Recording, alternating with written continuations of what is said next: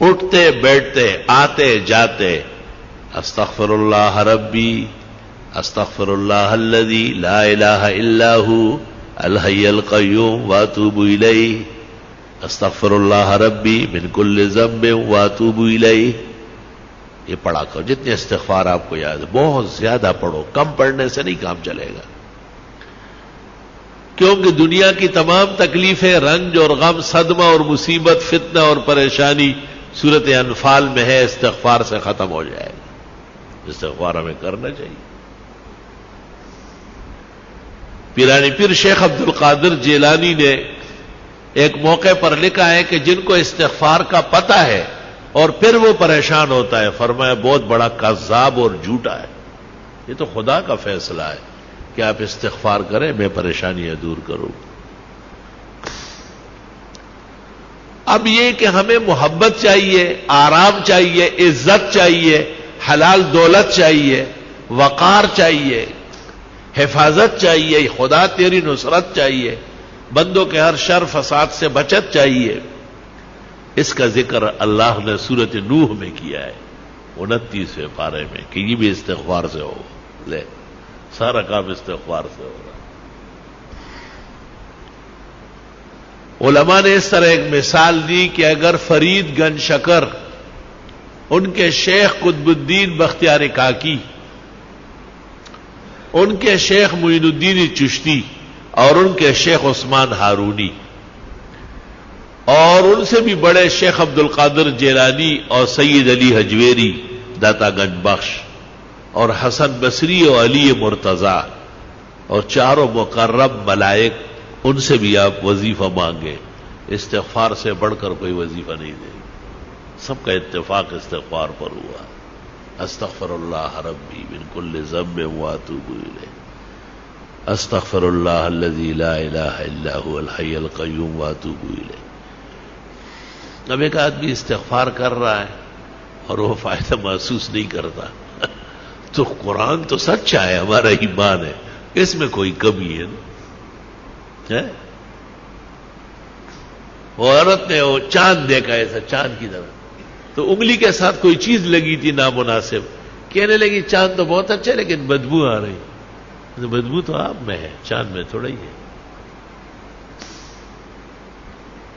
اب اپنے آپ کو اس معیار پر لانا ہے کہ ہمیں استغفار سے وہ فائدہ پہنچے جو اللہ تعالیٰ نے سورت انفال میں بیان کیا ہے. وما كان الله ليعذبهم وانت فيهم وما كان الله معذبهم وهم يستغفرون. ایک ایسی نیکی اور ایسا عمل جو نبی کے برابر ہو یا نبی جیسی رحمتیں مل جائے، قرآن کی اس آیت میں ہے جو میں نے پڑھی کہ وہ استغفار کا عمل. یا تو نبی کی وجہ سے بچت ہے یا استغفار سے بچت. خوب استغفار کیا گیا. بعض راتیں مناؤ باقاعدہ، بعض اوقات منا لو کہ بھئی میں سحری میں اٹھوں گا اور سورج نکلنے تک استغفار کروں گا،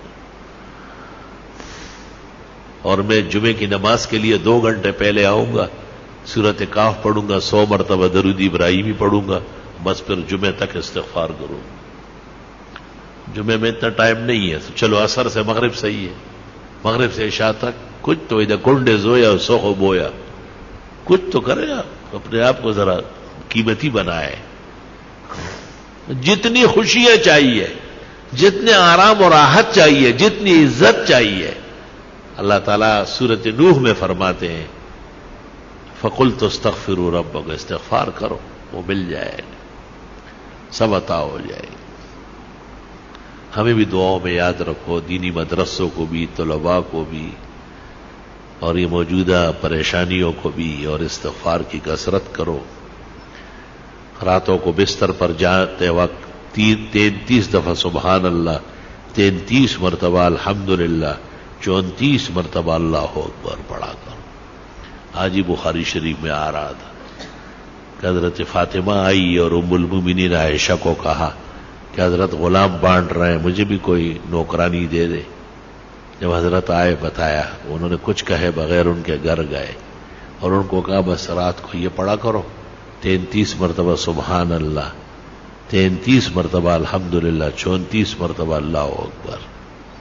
یہ دنیا بھر کے غلام کنیز آرام و راحت سے بہتر ہے. تسبیحات دائیں ہاتھ سے پڑھا کرو، بائیں ہاتھ سے اسلام میں کوئی تسبیح نہیں ہے. جو مسئلہ نہیں جانتے ان کو بتانا ضروری ہے، جو جاننے کے بعد بھی نہ مانے اللہ ان کو ہدایت کی توفیق دے. آپ کا کام اور ہمارا کام خیر آگے بڑھانا ہے، خیر منوانا ہماری ذمہ داری نہیں ہے. اللہ نے نبی کو کہا ہے انما علیک البلاغ وعلینا الحساب، آپ پہنچائیں، حساب میں خود کروں. تسبیحات جس طرح نمازوں کے بعد ہے اس سے زیادہ ضروری رات کو سوتے وقت ہے. بہتر ہے کہ باوضو ہو، بہتر ہے کہ پاک کپڑے پاک جسم ہو، بہتر ہے کہ بستر بھی صاف ستھرا پاک ہو، سفید پاک چادر بچھاؤ اس پر. بستر پر آنے کے بعد اگر کوئی حرج نہیں ہے، گرانی نہیں ہے، تو سورت الف لام میم سجدہ ایک بار اور سورت ملک ایک بار ہر رات کو پڑھنا سنت طریقہ ہے. قیامت کے دن شفاعت آسانی سے نصیب ہو جائے گی. قیامت کے دن کی تپش نہیں دیکھے گا، محسوس بھی نہیں کرے گا. لوگوں سے پوچھے گا کہ وہ قیامت کہاں ہے، وہ تکلیف کدھر ہے. فرشتے کہیں گے چل چل الف لام میم سجدہ اور سورہ ملک جو پڑھتے ہیں ان کو نہ قبر میں عذاب ہوتا ہے نہ میدان حشر میں ہوتا ہے. یا رب تیری کتنی عنایات و احسانات. اورنگزیب عالمگیر نے جو قرآن شریف لکھا ہے تو الف لام میم سجدہ اس پر بھی لکھ دیا 21 پارے میں کہ رات کو سوتے وقت الف لام میم سجدہ اور ملک پڑھا کرو.